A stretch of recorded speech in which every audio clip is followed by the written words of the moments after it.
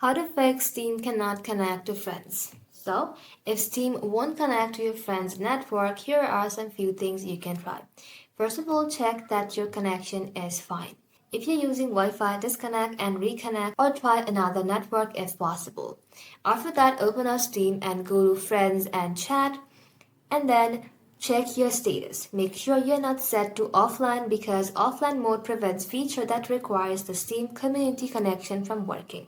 If you see a message saying you have lost connection to the Steam Friends network, completely exit Steam and then reopen it again. If that does not work, restart your computer or router and then try Steam again. You should even check whether your firewall or antivirus software is interfering with Steam network connection. And finally, if everything else is working normally, the problem could be a temporary Steam service issue. So, wait for a while and then try again. Thank you for watching. If this video was helpful, consider subscribing to our channel and liking this video.